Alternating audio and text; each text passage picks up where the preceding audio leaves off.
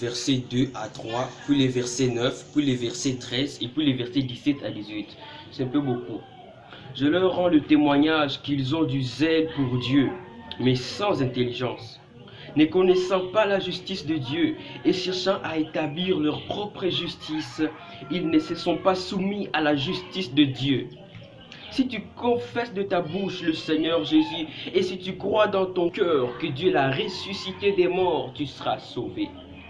Car quiconque évoquera le nom du Seigneur sera sauvé. Ainsi la foi vient de ce qu'on entend, et ce qu'on entend vient de la parole de Christ. Mais je dis, n'ont-ils pas entendu? Au contraire, leur voix est allée partout sur toute la terre, et leur parole jusqu'aux extrémités du monde. Ici, les thèmes que je veux préparer, c'est ce qu'il faut faire avant de commencer à servir Dieu. Vous voyez, ici, c'est l'apôtre Paul qui parle, bien sûr. Il voit des gens qui servent Dieu, qui font la profession de servir Dieu. Et pourtant, ils ont évité l'essentiel. Ils ont évité la chose la plus primordiale, celle d'abord de croire à Jésus. Voilà pourquoi l'apôtre va dire, ils ont du zèle pour Dieu, mais sans intelligence. Il veut servir Dieu, mais il ne passe pas d'abord par l'étape la plus principale, celle de croire en Jésus.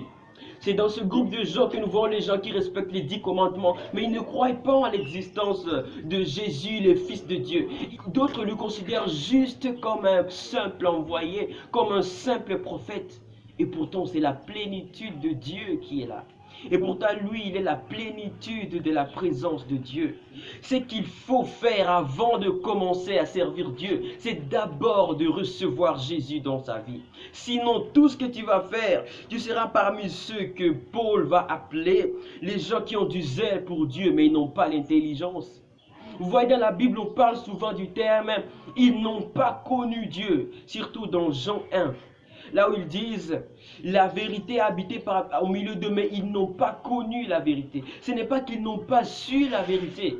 Connaître la vérité selon le Seigneur, c'est savoir la vérité, vivre selon cette vérité, croire à cette vérité. C'est ça, connaître Dieu, connaître Jésus. Maintenant, si tu sers Dieu sans passer par là, tu es celui que Paul va appeler, il a du zèle pour Dieu, mais sans intelligence. Il sert Dieu sans avoir cru en Dieu. Dieu ne veut pas que tu crois en lui directement. Il veut d'abord que tu crois en Jésus. Parce que vous savez, Jésus est la parole de Dieu. Comment tu peux me croire, moi, si tu ne crois pas à ma parole que je t'envoie? Donc, je t'envoie ma parole, tu ne crois pas à cette parole, mais tu veux quand même croire à moi. Finalement, tu crois en qui? Donc, il faut d'abord croire en Jésus. Ça, c'est la justice de Dieu. Pour que Dieu te déclare juste, tu dois d'abord croire en Jésus. Parce que Jésus, c'est sa parole.